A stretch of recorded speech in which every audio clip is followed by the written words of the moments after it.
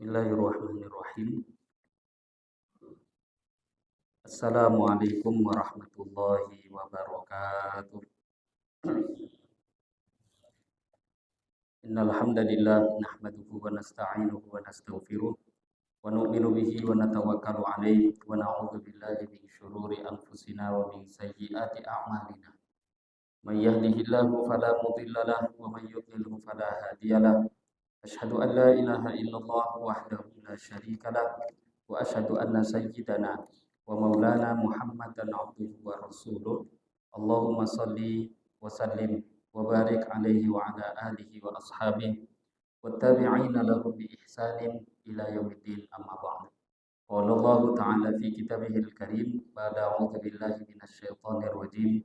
Ya ayyuhalladzina amanu idza qumtum ilas shalah faghsilu wujuhakum wa aydiyakum ilal marafiq wamsahu bi ru'usikum wa arjulakum ilal ka'bain. Shadaqallahul azim. Alhamdulillah, hadirin wal hadirat, Bapak-bapak Ibu jemaah salat zuhur yang dimuliakan Allah. Pertama dan terutama sekali mari kita bersyukur pada Allah dengan mengucapkan alhamdulillahirabbil alamin.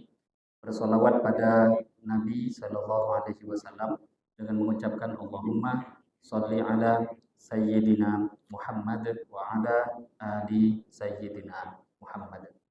Hadirin wal hadirat rahimakumullah.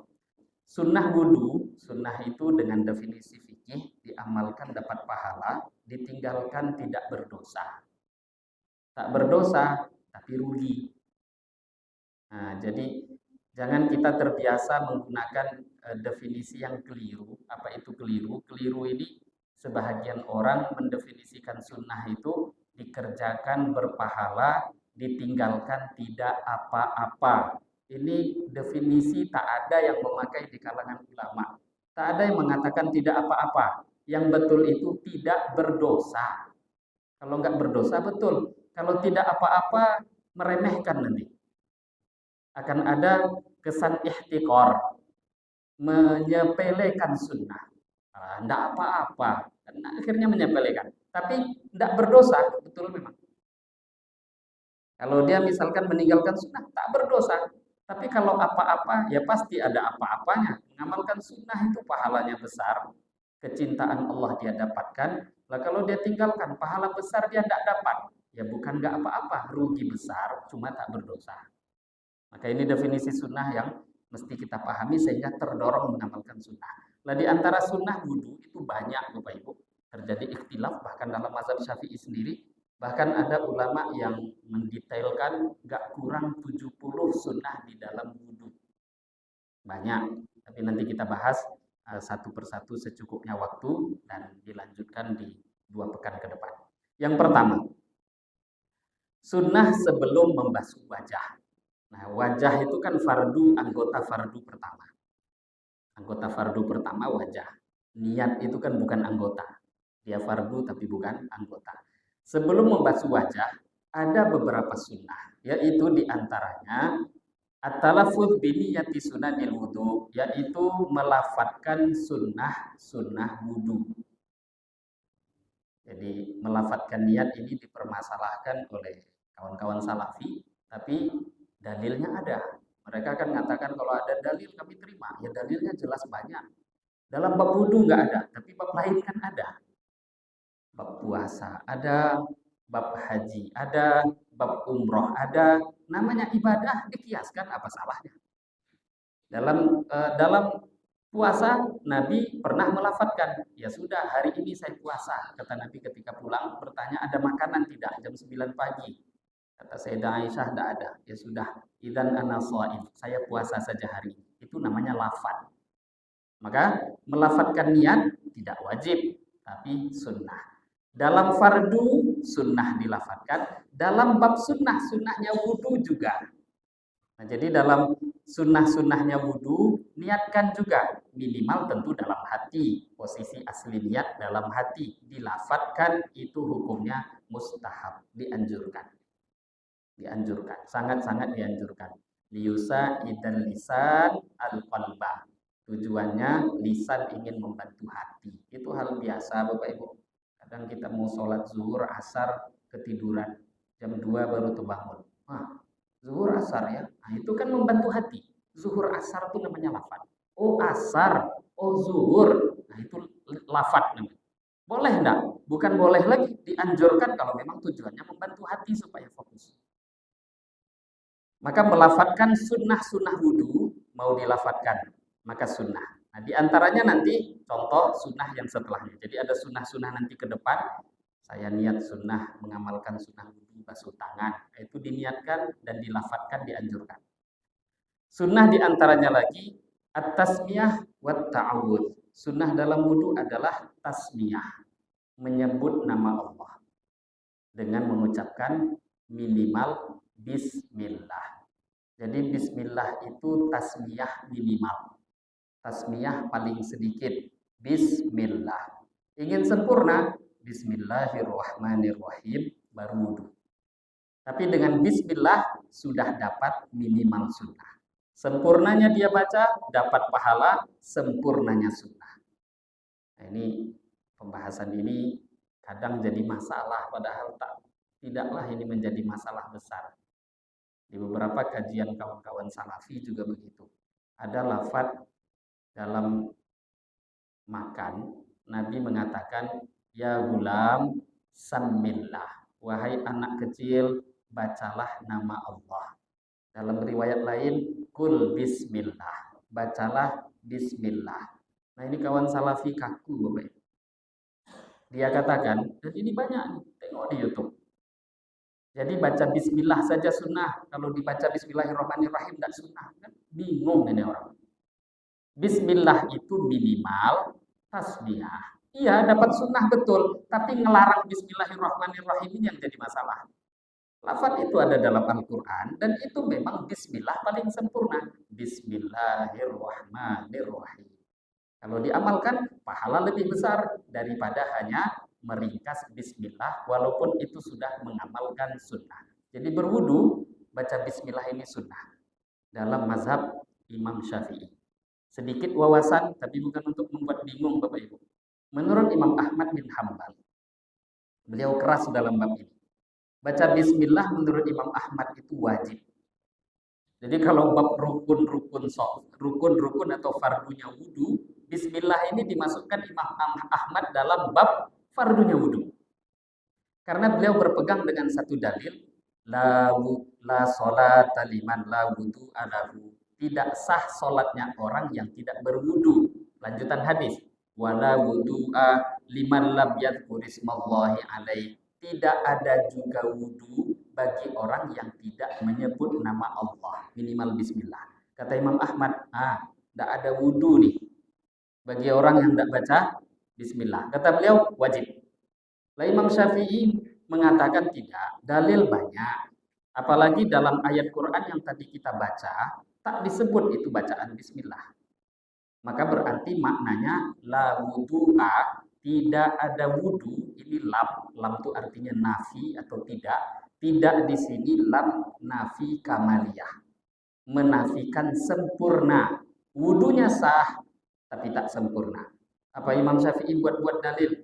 Dalil banyak. Di antaranya Al-Imam Ad-Daruqutni meriwayatkan dalam kitab beliau Sunan Daruqutni, kitab hadis. Nabi SAW bersabda, kata Nabi, man tawaddo'a wa dzakara smallah tatahhara jasaduhu. Siapa yang berwudu tapi tak baca nama Allah, tak baca bismillah, maka yang suci, yang bersih hanya jasad, zohirnya saja. Kok basuh wajah, wajahnya aja yang bersih. Kok basuh tangan, tangan saja yang bersih. Kemudian Nabi lanjutkan, apabila dia mengucapkan nama Allah, maka akan menjadi bersihlah seluruh jasadnya. Zohir bersih, batin juga bersih. Nah, di sini penekanan Imam Ghazali, Bapak Ibu, kalau membaca kitab-kitab Imam Ghazali, pentingnya kita nanti dalam wudu bukan cuma sekedar memperhatikan zohir. Nanti Imam Ghazali dalam kitab kecil beliau, contoh Bidayatul Hidayah, apalagi Ihya Ulumuddin, itu di sana detail. Basuh wajah ada doa, basuh tangan ada doa, basuh kepala ada doa, kumur-kumur doa lagi, masuk air ke hidung doa lagi. Nah, Sebagian orang katakan bid'ah.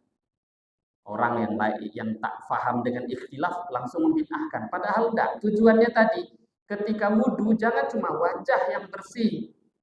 Kalau cuma wajah yang bersih, cuci muka pun orang-orang non-Islam bangun tidur cuci muka kan bersih wajah. Tapi yang bahagian dosa di wajahnya bagaimana? Kalau kita tak ada ihtisab, tak ada doa di situ, itu bisa-bisa enggak gugur itu dosanya. Maka basuh wajah sambil doa. Kumur-kumur sambil doa. Nah, itu nanti di depan akan ada pembahasan juga tentang itu. Tapi di sini kita berkaitan dengan dalilnya tadi. Imam Syafi'i mengatakan bahwa hadis itu nerangkan kalau membaca tasmiyah, bismillah, maka yang suci bukan cuma anggotanya saja, tapi seluruh badan disucikan Allah. Harapannya tentu dari semua dosa. Tapi kalau tak baca bismillah, yang bersih, yang suci hanya yang terkena anggota air. Nah, wajahnya ya pasti bersih, tangan pasti bersih, kaki pasti bersih, namanya wudhu. Tapi dosanya ataupun kesalahan-kesalahan bisa-bisa tidak digugurkan oleh Allah. Nah, ini diantara sunnah yang penting kita perhatikan dan ini memang banyak ditinggalkan Bapak Ibu. Baca bismillah ketika berwudhu. Kemudian sunnah juga membaca ta'awudz. Ta'awudz itu minta perlindungan. Minimalnya ta'awudz. Ta'awudz ini ada beberapa redaksi dalam sunnah. Di antaranya a'udzubillahi minasyaitonirrajim atau baca ta'awudz a'udzubillahi samiil alim minasyaitonirrajim. Dua-duanya sunnah. Nah, kalau ingin dikumpulkan bismillah dengan ta'awudz, contohnya ta'awudz dahulukan. A'udzubillahi minasyaitonirrajim. Bismillahirrahmanirrahim. Rabbi a'udzubika min hamazati syayatin wa a'udzubika rabbi ayyahdurun. Nah, kalau hafal ini bagus diamalkan. Ta'awudz dulu, bismillah, tambah doa tadi yang setelahnya. Baru kemudian mulai berwudu. Mulai berwudu tidak langsung wajah. Sunnah setelahnya. Yaitu yang ketiga, as-siwak, sunnah untuk bersiwak. Siwak itu yang terbaik sampai zaman ini pun. Kitab yang saya pakai ini ulama baru. Nama kitab Takriratus Sadidah, ulama Yaman. Tetap ulama itu mensunahkan siwak. Siwak itu yang terbaik dari kayu arok. Di negeri kita tidak tumbuh, tapi jualan siwaknya ada di mana-mana. Kayu arok itu besegel plastik itu cuma 10-15 ribu. Bayangkan mudah dan untuk mengamalkan sunnah. Nah, kalau diganti dengan sikat gigi, bagaimana? Minimal sunnah siwak dia dapatkan. Karena tadi kita ketahui, sunnah itu ada levelnya Bapak Ibu. Seperti bismillah ada levelnya, minimalnya sunnah bismillah dia dapatkan. Sudah ngamalkan sunnah, tapi nanti tentu pahalanya sedikit. Bismillah sempurna dia baca, maksimal sunnah dia dapatkan. Tapi tadi yang sedikit yang mengamalkan sunnah bismillah saja cukup. Nah, siwak juga begitu. Kalau dalam fikih, apapun yang bisa membersihkan gigi, itu sudah bisa dikategorikan siwak. Bahkan jangankan sikat gigi, tangan pun jari. Ini bab siwak di Khisalul Fitrah di awal-awal sudah kita bahas. Tapi ini pengulangan karena memang posisinya juga ada. Siwak dengan minimal tangan pun mencukupi. Tapi ada syarat. Para ulama fikih mensyaratkan jari tangannya itu mesti ada kesat-kesatnya. Aduh, kasih-kasihnya sedikit. Kalau memang lembut, licin, apa yang mau dibersihkan? Mungkin tak pernah kerja berat, selalu dikasih apa itu namanya, ya kadang laki-laki pun lebih lembut dari wanita ada tangannya. Nah, kalau memang seperti itu jari tangan, maka sunnah menggunakan jari untuk siwak tidak mendapatkan sunnah. Tapi kalau ada kesatnya, itu kita masing-masing tahu. Kalau kita gosokkan bisa ada bersihnya, oh berarti minimal sunnah sudah teramalkan. Lah jari tangan saja sudah bisa dapat, bagaimana dengan sikat gigi? Tentu juga dapat. Tapi tadi levelnya itu semua di bawah kayu arok. Karena kita sendiri Bapak Ibu, coba tengok perhatikan. Apa ada zaman kini Bapak Ibu perhatikan ulama-ulama, tidak usah orang awam. Kalau kita pun ada ndak di antara kita atau ulama yang dia ketika berwudu sikat gigi? Tidak dijumpai. Menunjukkan memang sikat gigi itu tidak bisa menggantikan posisi siwak 100%, walaupun dia bisa menggantikan posisi siwak dalam beberapa keadaan. Tapi 100% tidak. Dalam wudhu pun sulit dijumpai, apalagi nanti kita masuk dalam bab sholat. Bab sholat itu sunnah bersiwak sebelum takbir. Ayolah diganti sikat gigi. Ini loh umur-umurnya. Berarti kan sikat gigi bisa menggantikan siwak dalam beberapa kondisi, tapi tidak semua. Nah, siwak itu luas. Sikat gigi bisa dikategorikan mendapatkan sunnah siwak. Bisa. Nah, jadi bersiwak tadi minimal dengan benda apapun, tapi paling tinggi dengan menggunakan kayu arok. Kemudian di antara sunnah berwudu lagi, ghuslul kaffain, membasuh kedua tangan. Ini bab sunnah ya Bapak Ibu. Nanti bab fardunya basuh tangan beda lagi. Kalau membasuh tangan yang bab sunnah itu sebelum membasuh wajah. Tadi urutannya bismillah dulu.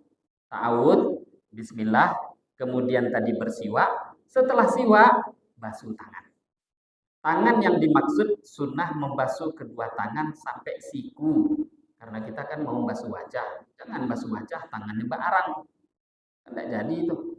Sebelum membasuh yang lain, karena membasuh anggota-anggota wudhu, semua dibantu oleh tangan kita. Nah, mesti tangannya dicuci dulu. Itu sunnah.